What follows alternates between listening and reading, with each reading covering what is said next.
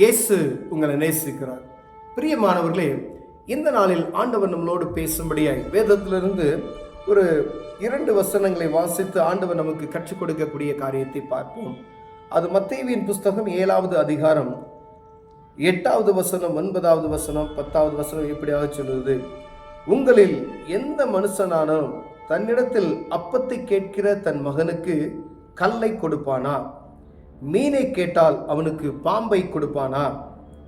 ஆகையால் பொல்லாதவர்களாகிய நீங்கள் உங்கள் பிள்ளைகளுக்கு நல்ல ஈவுகளை கொடுக்க அறிந்திருக்கும் போது பரலோகத்தில் இருக்கிற உங்கள் பிதா தம்மிடத்தில் வேண்டிக் கொள்ளுகிறவர்களுக்கு நன்மையானவைகளை கொடுப்பது அதிக நிச்சயம் அல்லவா?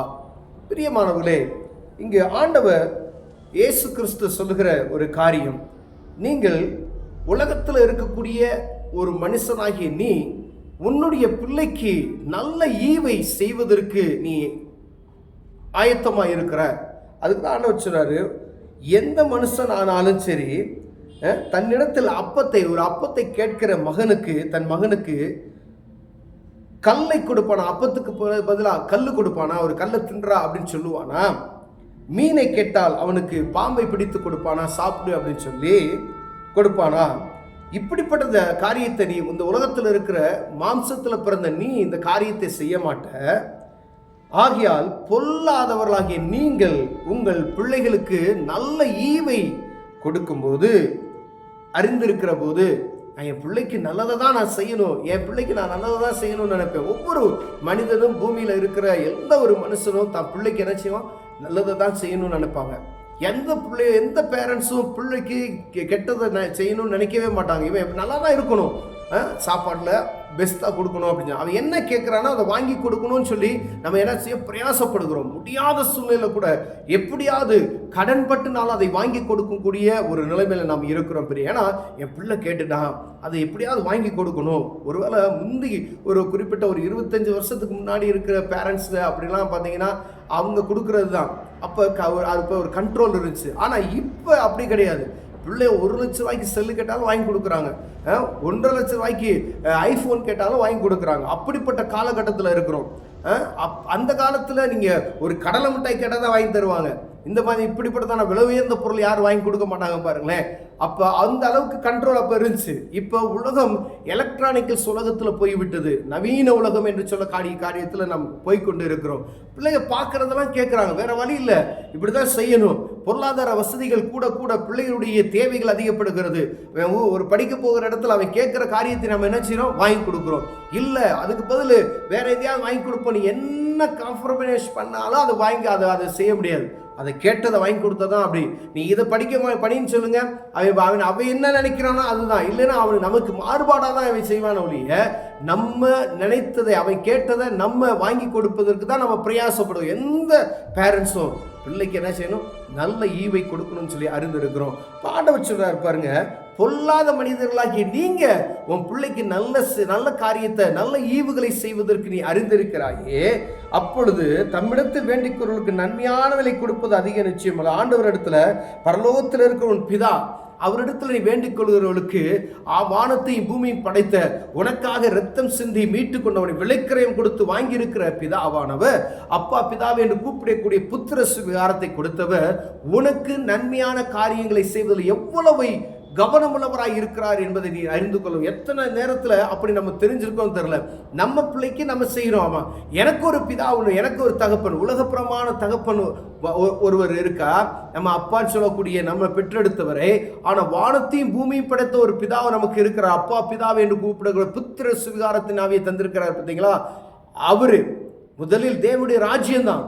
அப்ப அவரோடு இணைந்து தான் இந்த உலகம் நடந்து கொண்டு இருக்கிறது ஒழிய அவரை விட்டு பிரியக்கூடிய சூழ்நிலை வருது அப்படின்னா நீங்க எங்கேயாவது போய் சிக்கி தவிக்கக்கூடிய ஒரு சூழ்நிலை வரும். பிரியமானவர்களே, ஆண்டவர் சொல்றாரு, நீ உலகத்தில் இருக்கக்கூடிய சாதாரண மனுஷன் உன் பிள்ளைக்கு நீ நல்ல காரியத்தை செய்யணும்னு நினைக்கும் போது நான் உன்னை உருவாக்கினேன், உனக்கு நான் நன்மையான காரியத்தை செய்யாது இருப்பேனோ அப்படின்னு சொல்றாரு. அப்ப பாருங்க, நமக்கே அப்படிப்பட்டதான ஒரு உயர்வான எண்ணம் இருக்கு அப்படின்னா நம்மை படைத்தவருக்கு தெரியும் இது நன்மை. ஒருவேளை நம்ம கூட பிள்ளைகளுக்கு என்ன செஞ்சிருவோம் அப்படின்னா தப்பான காரியத்தை வாங்கி கொடுத்துருவோம். அவன் தப்பான வழியில் போகக்கூடிய ஒரு காரியத்தை வாங்கி கொடுத்துருவோம். ஏதோ ஒரு காரியத்தில் அவன் கேட்குறான்னு சொல்லி வாங்கி கொடுத்தோம். ஆனால் பரம தகப்பன் நீங்கள் தப்பி கூட கீழே விழுந்து விடாதபடிக்கு எச்சரிக்கையாக இருந்து எந்த காரியத்தை உங்களுக்கு செய்யணுமோ அதை மாத்திரமே செய்வார். நம்ம நல்லதை தான் செய்வோம். அவர் ஆண்டவர் என்ன சொல்றாரு பாரு, நல்ல ஈவை கொடுக்க நீ அறிந்திருக்கிற அப்படின்னு சொல்ற. ஆனா இப்ப நல்ல ஈவை கொடுக்கிற நிலைமை மாறிவிட்டது. அதையும் நம்ம புரிந்து கொள்ளணும். பிள்ளை நல்ல ஈவை கேட்கிறான், வாங்கி கொடுக்குறோம் அப்படின்னு சொல்ற ஒரு காரியம் இருக்கு. ஆனா அவனுக்கு நல்ல ஈவு இல்லாத ஒரு காரியத்தையும் நம்ம வாங்கி கொடுக்குறோம். ஒரு செல்போனை வாங்கி கொடுக்குறோம் அப்படின்னு சொன்னா வேற வழி இல்லை. அவன் கேட்கிற அந்த பிடிவாதத்தின் நிமித்தமாய் வாங்கி கொடு. அது நன்மையும் இருக்கு, தீமையும் இருக்கு என்பதை நாம் அறிந்திருக்கிறோம். ஆனா பரம தகப்பன் என்ன சொல்றாருன்னா, நீயே வாங்கி கொடுக்கும் பொழுது நான் உனக்கு செய்யாது இருப்பேனோ, பரம பிதாவாகிய நான் உனக்கு செய்யாது இருப்பேனோ அப்படின்னு சொல்லுறார். பிரியமானவர்களே, உலகத்தில் இருக்கிற எல்லா மனிதருக்கும் ஆண்டவர் பிரியப்படுகிற ஒரு காரியம், என் மகன் என்கிட்ட கேட்கணும், அப்பா பிதாவே அப்படின்னு சொல்லி ஒவ்வொருவரும் பாருங்களேன், எப்படியாவது தெய்வமே எனக்கு ஏதாவது செய்ய மாட்டீங்களா அப்படின்னு சொல்லி கேட்கிறாங்க. பார்த்தீங்களா, அவர் என்ன சொல்றாரு, நான் உனக்கு செய்வதற்காக இருக்கு, நீ என்னை நோக்கி பாரு, நீ என்னை நோக்கி பார்க்கும் பொழுது நான் உனக்கு என்ன செய்வேன், அற்புதம் செய்வேன். நீ உன் பிள்ளைக்கு செய்யறத நன்மையா செய்யறியே, நான் என் பிள்ளையாகிய உனக்கு நான் நன்மை செய்யாது இருப்பேனோ அப்படின்னு சொல்றாரு. ஆனா நம்ம அப்பாவாகிய அவரிடம் என்னத்தை கேட்கிறோம், எதை பார்க்கிறோம், அவருக்கு பிரியமாய் நம்ம நடந்து கொள்கிறோமா என்பதை பார்க்கும்படியே அழைக்கப்படுகிறோம். பிரியமானவர்கள், ஒருவேளை ஆண்டவருக்கு எனக்கு அனுதினமும் அவர் சமூகத்தில் நான் காத்திருக்கிறவனா இருக்கிறேன்னா, அப்பதான் அப்பா பிள்ளை ஒருவேளை ஒரு வீட்டில் அப்பா பிள்ளை இருக்காங்கன்னு வச்சுக்கோங்களேன், வருஷத்துக்கு ஒரு தடவை வருவான் பிள்ளை வெளியே போயிட்டு. எந்த பேரண்ட்ஸாவது மதிப்பாங்களா? அப்படா அப்பாவை மதிக்க மாட்டான், ஒரு துன்மார்க்கமாய் வாழுகிறான்னு வச்சுக்கோங்களேன். அப்படிப்பட்ட பிள்ளைக்கு எந்த தகப்பனும் என்ன செய்ய மாட்டாங்க, நன்மை. அவன் சொன்ன பேச்சு கேட்கல, வருஷத்துக்கு ஒரு நாள் வீட்டுக்கு வராயா, நீங்கள் சும்மா இருப்பீங்களா, வெளியே போடா அப்படின்னு சொல்லுவீங்க, அப்படித்தானே சொல்லுவோம்.